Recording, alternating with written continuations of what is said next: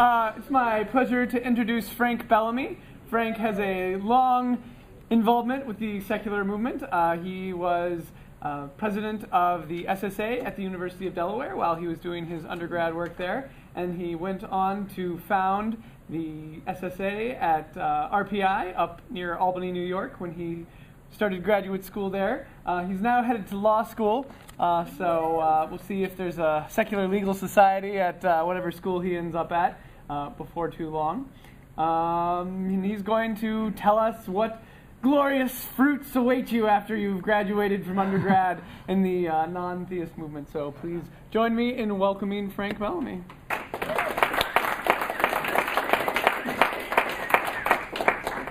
Okay, so basically the idea of my talk is that it's good to expose people to the fact that there is a broader movement out there and what it does, because we all start out knowing nothing about the non-theist movement and hopefully come out knowing more than that. So yeah, it's mostly descriptive. It's not, telling you what you should do. It's just saying what's out there, what exists. I've chosen to organize it functionally in terms of what organizations do rather than in terms of the organizations themselves, because I figure if you want to know what American Atheist does, you can just go to their website. It's more useful to organize things in another way. So that's that. Should also note that if I express opinions here about any of these organizations, they're my opinions. They are not representative of the SSA or anyone else. So yeah. One big thing that atheist organizations do a lot is litigation, which is a fancy word for filing lawsuits and going to court. So American Atheists started out back in the 60s with a lawsuit over the Lord's Prayer and Bible readings in public schools. They won that in the Supreme Court. So that was a big case. FFRF you've probably heard more about because they're the ones who do the more risky cases today. American Atheists, at least today, has this theory that they basically win all their cases because they only take cases they know they can win. So they don't end up doing the ones that are really exciting. And so we have FFRF that sued over the National Day of Prayer. They won at the district court level on that. I'm sure that's being appealed. So, and honestly, they'll probably lose on appeal. But I think they're right on what the law should be there, and they make a lot more news doing that, and that's something. Yes, I should also note that I have chosen to include a number of organizations in this presentation that are not specifically atheistic, but that are on our side on the issues that they focus on. Americans United for Separation of Church and State and the American Civil Liberties Union are definitely in that category. AU's executive director is an ordained minister, but both of those work for church-state separation, so they're on our side on those issues. And the ACLU in particular has been doing the evolution cases going back to Tennessee v. Scopes, so they are big in that. Michael Newdow is a name I'm sure a lot of people have heard. He has sued over the phrase "under God" in the Pledge of Allegiance, which I'm sure most of us hated having to deal with every day in high school. He sued over "In God We Trust" on the money. Lost both of those. Actually sued Chief Justice Roberts over the addition of not "In God We Trust." So help me God to the end of the presidential oath of office, because if you read the Constitution, it lays out in there what words the president has to say in the oath of office, and the "so help me God" bit on the end is not there. So that's that. Those are also lawsuits that we're probably always doomed to be lost from the beginning, but they make news, they make a point. It's something. I'm not a lawyer yet. I'm undecided on which legal strategy is best, but that's the spectrum of what's out there on litigation. So that's that. The next is religion, which I put that in quotation marks intentionally because these organizations, at least as organizations, they don't endorse supernatural beliefs, so they're not conventional religions in that sense, but they at least, I'm not sure about the Humanist Chaplaincy at Harvard, but the other three on here all identify themselves as religious organizations. They structurally are very much like religions. I mean, the American Ethical Union is the one I know best, but the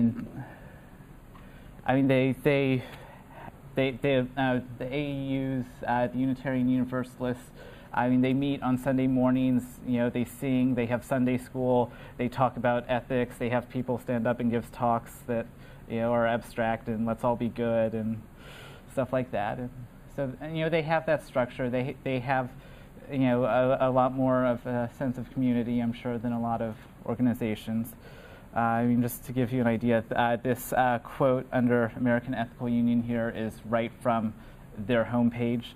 It says, "Ethical culture is a humanistic, religious, and educational movement inspired by the ideal that the supreme aim of human life is working to create a more humane society. Our faith is in the capacity and responsibility of human beings to act in their personal relationships and in the larger community to help create a better world. Our commitment is to the worth and dignity of the individual and to treat each human being so as to bring out the best in him or her. Members join together in ethical societies to assist each other in developing ethical ideas and ideals, to celebrate life's joys and support each other through life's crises, and to work together to improve our world and the world of our children." So, it's a lot of this sort of stuff that is, I mean, you read that, it sounds great.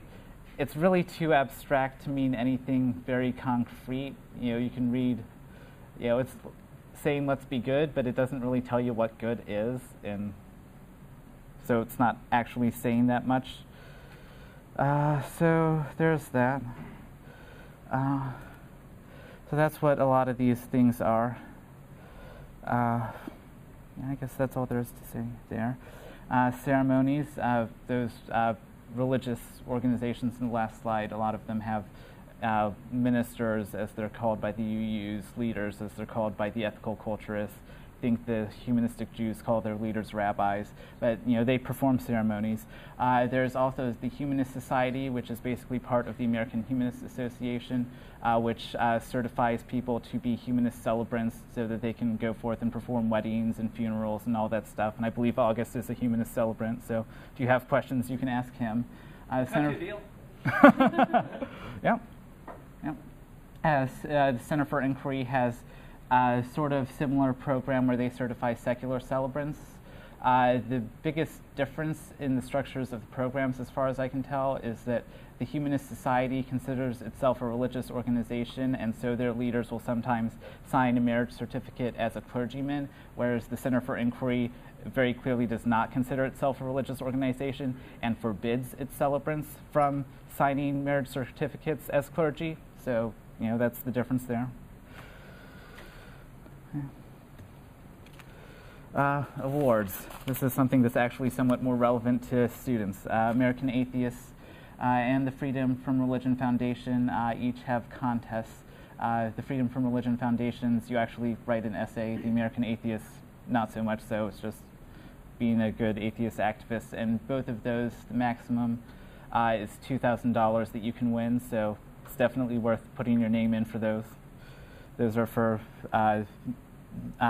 specifically for students. The American Atheist generally tries to pick one of an LGBT student. The Freedom from Religion Foundation has separate categories for high school, college, and what they call mature college/graduate students, which is people over 25. So those exist. The Center for Inquiry has had some essay contests in the past. I don't believe that they do that on like a regular schedule. So just keep your eye on them if you want. Next up, the military. The Military Association of Atheists and Freethinkers is an organization that works a lot on that. I don't know much about the military, so I just put in a quote from their website. They're a community support network that connects military members from around the world with each other and with local organizations. I also work to educate both military and civilian communities about atheism and how that relates to the military, and they respond when there's problems with that. The Military Religious Freedom Foundation is another one that's not specifically atheistic at all, but on the issues that they focus on, they're usually on our side. So that's what exists as far as the military, if you have interest in that. Yes. Just about everybody has conferences. Conferences are great. The American Humanist Association is having theirs up in Boston, April 7 through 10. SSA is also having another regional leadership summit with that. I was at the, yes, that's awesome. I was at the 2008 AHA conference because that was also a joint SSA venture. It was very good. So, yeah. Atheist Alliance International, I was just at their conference a few weeks ago up in Montreal. They tend to have some of the best speakers. Back in 2007, they had all 4 of the 4 horsemen on their speaking roster. Just the one I was at a couple of weeks ago, they had P.Z. Myers, they had Daniel Dennett, they had a lot of other great speakers. So they're really great. They have not posted dates or locations for 2011 yet, so that's why there's none up there for that. American Atheists is having theirs April 21 through 24 in Des Moines, Iowa. It's Easter weekend. They always do theirs on Easter weekend. I was at theirs last year. It was also a really great conference. The Amazing Meeting run by the James Randi Educational Foundation. I have never been to one of those, but I'm told that they are awesome. It's always in Las Vegas. This year it's July 14 through 17 next summer. So I hope to be able to go to that. That's more on the skeptic side of the movement, which is where they focus more on the paranormal than the conventionally religious. But yeah. James Randi, if anyone doesn't know, is a magician who has been very active in the movement, so that's that. Skepticon is next weekend. I've never been to one before. There's only been 2 in the past, but Skepticon has the distinction of being free. At least the registration, they intentionally keep free. You still have to pay for hotel rooms and transportation, but it should be a lot of fun. Publishing, just about everyone publishes books and newspapers and magazines in the movement. CFI, in my opinion, is the best as far as putting out good magazines, and they certainly have the biggest book publishing operation of anyone in the movement. But just about everyone has something. AHA has magazines and books, American Atheist does, Freedom from Religion Foundation does. SSA sends out an electronic newsletter that you should all sign up for because it's awesome. I'm slightly biased in that as I manage it, but yeah. Another big thing that is done in the movement is billboards and bus ads, which tend to make a lot of news, often because they get defaced in one way or another, but yeah. This is just a sampling. The one on the bus down there is from Great Britain. Richard Dawkins was involved in that campaign. These 2 in the upper far side from me and lower here are from the Freedom from Religion Foundation. So those are Imagine No Religion, which is a reference to the John Lennon song, and I Don't Believe in God Because I Don't Believe in Mother Seuss, which is a quote from Clarence Darrow, who, if anyone doesn't know, is the lawyer who defended John Scopes. So those are big ones. The Don't Believe in God, this one is Join the Club, which is actually somewhat controversial amongst the ethical culturists, I'm told. Gives you an idea of where they are on religion and criticizing it and things. But that is currently up on several bus shelters in D.C. That one and a lot of other ads have been put up by the various coalitions of reason. So the basic idea of the coalitions of reason is they will get all of the organizations in a local area to sign up, and they will put up a website for them and put up bus ads that lead people to the website and hopefully to the various atheistic organizations around. Those can be very useful. The only ones in the South are in Arkansas and West Virginia, so I don't think there's anyone here from those states. But there may be coalitions of reason in the future in other places, so that's that. Yes, summer camps. Somebody else is going to be talking about Camp Quest. That's awesome. There's going to be one in Virginia, and there's already one in Tennessee, in addition to what's going to be in South Carolina. So those are awesome. counselors are always needed. If any of you have children, which I doubt, you can bring them. Yes, there are lots of podcasts in the movement that I find are useful to listen to because, you find out, if somebody's just published a big book, they'll be on various podcasts. Some of them have, weekly news that's, if you're driving to work, you can listen to a podcast in a car. These three, Point of Inquiry, the Humanist Hour, which is the recently rebranded American Humanist Association one, Free Thought Radio, the only ones I know of that are affiliated with specific national organizations, but there's lots of other ones out there that people just do because it's cheap and easy to do them. So those are great ways to keep up with what's going on, and you learn things from them, which is good. Yes, lobbying. The Secular Coalition for America is a group of, it's composed of 10 member organizations, which is most of the organizations in the non-theist movement, not all of them. FFRF is not a member, but they lobby in Washington, D.C., so they're really great in terms of making politicians and people aware of, atheists exist, we're Americans too, and then, they lobby. They seem to focus a lot now on, children and issues of religion and how that influences, how children can get treated and such. What you all should do is sign up for their action alerts. So you go to their website, there's a sign up button at the top, and you put in your name and email address, and every so often they will send you an email that says, Congress is thinking about doing this evil thing, go send your congressman an email telling them not to do it, here's a link to our form where you can do that. So it's really great. It's a way for you to influence the political process that, it doesn't take much time for you, so should all do that. Other thing, you can get internships with a lot of organizations. The American Humanist Association has internships. They advertise for the 4 areas of communication and advocacy, editorial, field, which, as I understand it, is similar to what Liz does, except supporting adult groups, and legal, which, from what I can tell, is really more aimed at law students than undergrads. But some of you may be law students someday. Secular Coalition for America has the Capitol Hill Scholars Program, where they try to get you an internship in various government places. I've heard of people being interns in a lot of other non-theist organizations. I know one person who was an intern in the SCA office itself a couple summers ago. There have been interns I know up at CFI. I'm sure there have been interns at a lot of other places. So if you need something to do over the summer, put on a resume.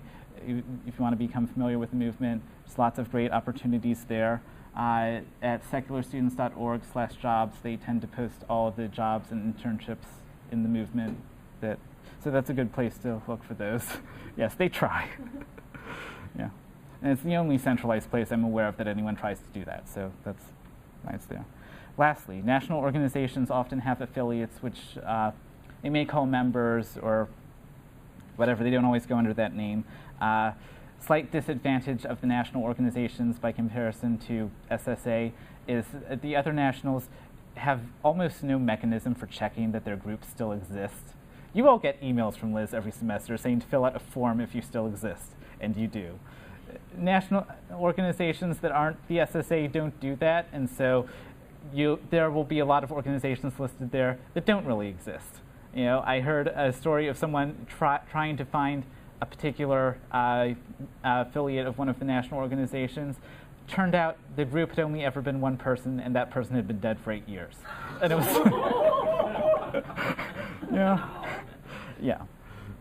but as far as finding them, the national organizations' websites will often have lists. It's always Google, and meetup.com is a very good place to find groups that are not specifically for students. A lot of older adult groups organized through Meetup, so that's a really good place to look. The benefits that you as students can get from this, one, adults often have more money than students do because they have jobs, so you can ask them for money.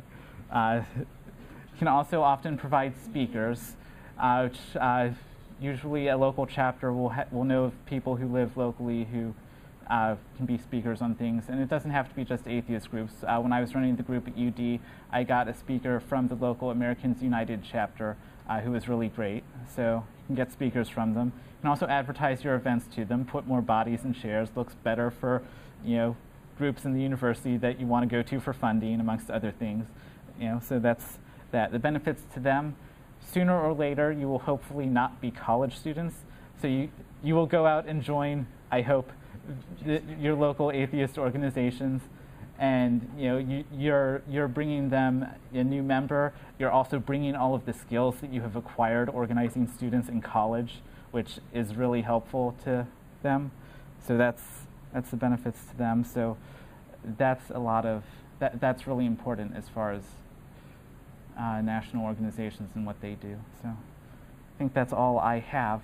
So if people have questions, or I guess I've babbled on long enough.